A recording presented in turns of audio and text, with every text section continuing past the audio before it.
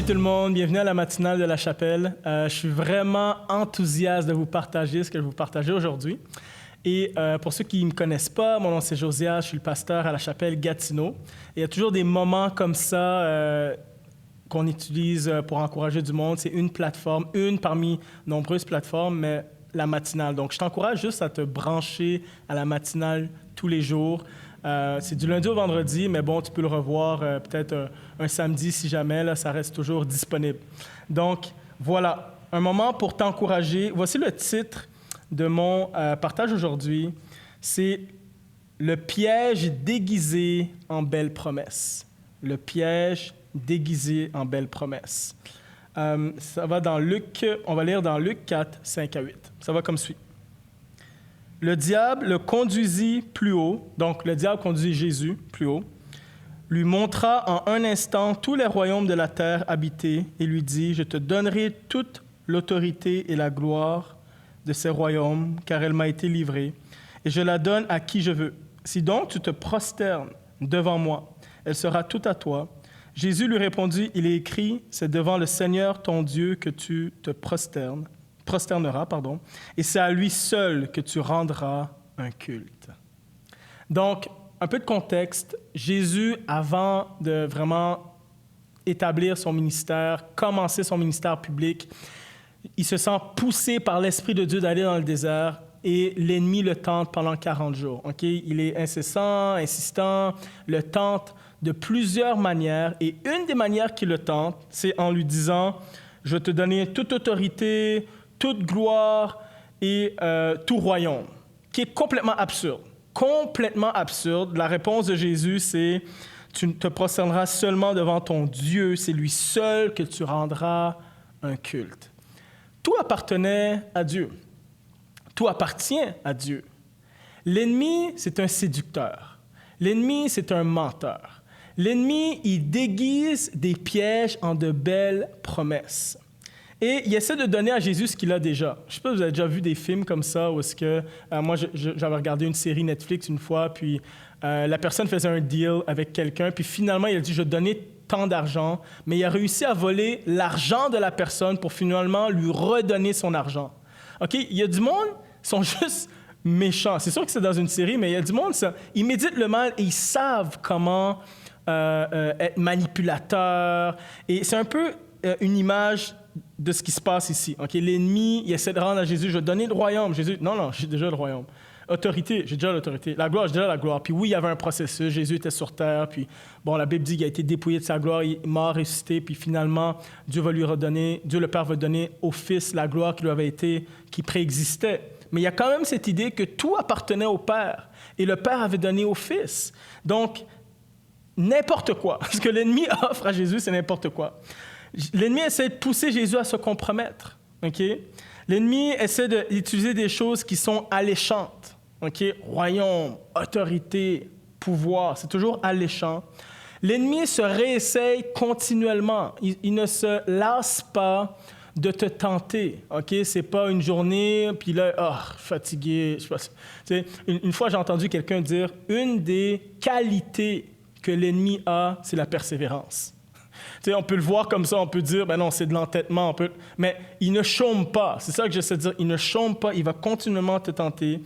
Mais si Jésus avait succombé à la tentation, chose qui ne s'est pas passée, Jésus est parfait, Jésus n'a pas succombé, mais imaginons, si Jésus avait succombé, imaginez l'histoire de l'humanité, ça serait juste, je sais que c'est un peu fou de penser ça, mais il n'y aurait pas de salut, il n'y aurait absolument rien. Tout ce que Jésus aurait sacrifié pour quoi? Pour quelque chose qu'il a déjà, complètement absurde. Mais combien de fois on se retrouve dans des positions comme ça?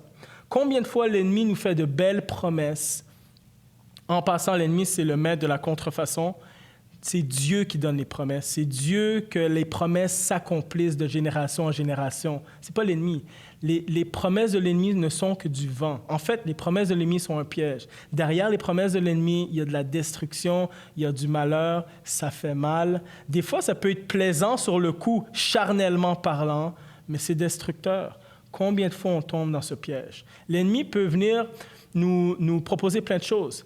Popularité, Ah, tu vas être populaire si tu fais ça, si tu acceptes ça. Tu vas être heureux si tu fais ça, si tu acceptes ça. Tu vas être en paix si tu acceptes ça, tu fais ça. Tu pourras avoir un bien matériel, je ne sais pas moi, une maison, une voiture, un style de vie, un confort financier. Tu pourras avoir telle fille, tel gars. Tu pourras avoir plus qu'une fille, plus qu'un gars. L'ennemi va toujours essayer de te tenter avec des choses qui t'attirent, qui stimule le côté charnel en toi. On a tous des tendances, on a tous des choses pour lesquelles on doit lutter, mais je garantis, derrière, c'est un piège. Okay? Devant chaque piège, okay, c'est comme un piège pour un ours, par exemple, caché dans la forêt, il y a du camouflage, ou un piège, il y a toujours un appât, ou quelqu'un qui va faire de la pêche, il y a toujours un appât à l'hameçon. Il ne faut pas succomber à l'hameçon. Lorsque tu sens qu'il y a une lutte à l'intérieur de toi, c'est un signal que c'est un piège. Lorsque ces promesses-là te poussent à te compromettre, c'est un signal que c'est un piège. Lorsque cette promesse, cette fausse promesse n'est pas alignée avec la parole, c'est un signal que c'est un piège. Ne te laisse pas décevoir par l'ennemi. Je veux juste te poser une question. Avec qui ou avec quoi tu flirtes en ce moment? Avec qui ou avec quoi tu flirtes en ce moment? Saül était un roi, il était humble, il a commencé humble. Finalement, il voulait faire ce qu'il voulait faire.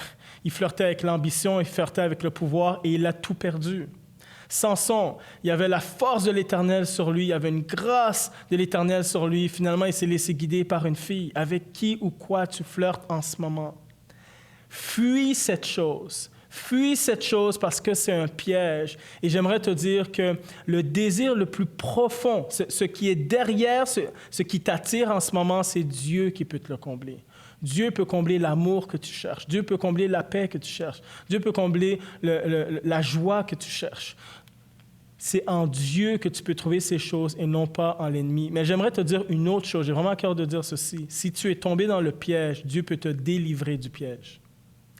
Si tu es tombé dans le piège, il y en a, tu m'écoutes, tu me dis, je suis tombé et je suis retombé, je suis là-dedans et en ce moment, je saigne. J'aimerais te dire, Dieu peut te délivrer du piège. Dieu essaie de nous donner de la sagesse pour éviter de tomber dans les pièges, mais Dieu est le Dieu de délivrance. Dieu est le Dieu qui sauve. Dieu est le Dieu de grâce et de miséricorde. Il peut t'enlever du piège. J'aimerais te dire aujourd'hui, ne te laisse pas avoir par l'ennemi, parce que les pièges sont déguisés en de belles promesses. Mais si tu t'es laissé avoir, puis ça est arrivé, je pense, à plein de personnes, à tout le monde, un jour ou l'autre dans sa vie, différents degrés, Dieu peut t'en délivrer. Amen. Donc, laissez-moi juste prier quelques secondes pour vous. Seigneur, on te dit merci. On te dit merci pour ta sagesse. Donne-nous de la sagesse, donne-nous de l'intelligence. Aide-nous, Seigneur, à marcher de la bonne façon. Aide-nous à discerner ce qui vient de toi et ce qui ne vient pas de toi. Aide-nous à rester connectés avec toi, comme Jésus dans le jeûne et la prière, Seigneur, afin de bien discerner, Seigneur, ce qui est devant nous, Seigneur. Mais Seigneur, je prie maintenant que tu puisses donner de la conviction et de la force aux gens de croire que tu peux les délivrer de quoi que ce soit. Dans le nom de Jésus. Amen.